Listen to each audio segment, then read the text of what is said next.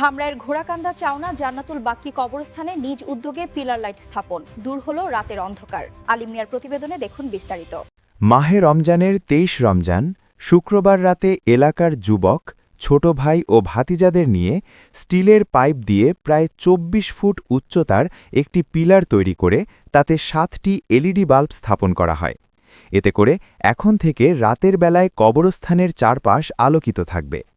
জানা যায়, গত বছরের ঈদুল ফিতরের নামাজের পর কবরস্থানে সংগ্রহ চলাকালীন সাংবাদিক মোহাম্মদ জাকির হোসেন ঘোষণা দিয়েছিলেন, ঈদুল ফিতরের আগেই কবরস্থানে একটি বড় ল্যাম্পপোস্ট স্থাপন করবেন। সেই ঘোষণা অনুযায়ী তিনি এবার ঈদের আগেই লাইটটি স্থাপন করে দিলেন। এ বিষয়ে সাংবাদিক মোহাম্মদ জাকির হোসেন বলেন, রাতের বেলায় অনেকেই কবর জিয়ারাত করতে ভয় পান, আবার গভীর রাতে জানাজার নামাজ শেষে দাফনের সময়ও অনেকেই ভয় পেয়ে কবরস্থানে যেতে চান না। তাই সবার সুবিধার কথা চিন্তা করে তিনি এই লাইট স্থাপন করেছেন। এদিকে স্থানীয় এলাকাবাসী এই উদ্যোগকে স্বাগত জানিয়েছেন এবং এমন মানবিক উদ্যোগের জন্য সাংবাদিক মোহাম্মদ জাকির হোসেনকে ধন্যবাদ জানিয়েছেন।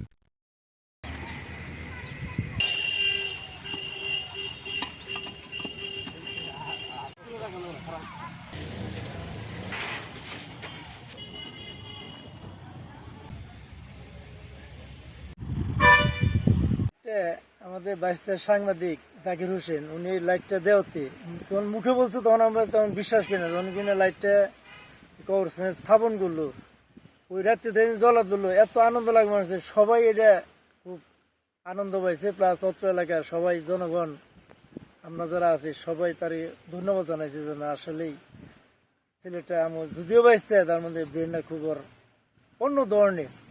এলাকাটা কিভাবে সুন্দর করে আছে, কবরস্থান এত সুন্দর লাগে, মানে বলার মতো না। আগে তো কবরস্থানে আসলে ভয় লাগতো, শিয়ালি ধরবো না, সাপে ধরবো না, কি ভূতি ধরবো। আর এখন কি সুন্দর লাগে বানিয়েছে, ন্যাংটা পোলা বানিয়ে ঘুর বানিয়েছে, কোনো সমস্যা নাই। এলাকার লোক খুবই সন্তুষ্ট হয়েছে জাকির এই লাইটে।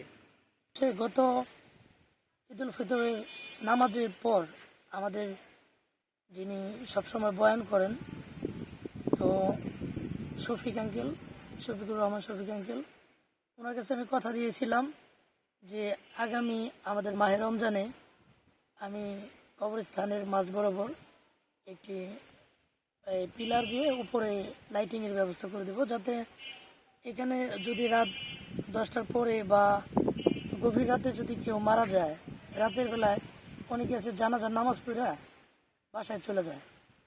মানে তাদের চিন্তা ভাবনা হলো যে কবরস্থান আসলে একটা মানে ভয়ঙ্কর জায়গা মনে হয়, এবং যদি একটু গাছপালা একটু বেশি থাকে, জঙ্গল একটু বেশি থাকে, অনেকে সাপের ভয়ে বা বিভিন্ন জীবজন্তুর ভয়ে কবরস্থানে আসতে চায় না।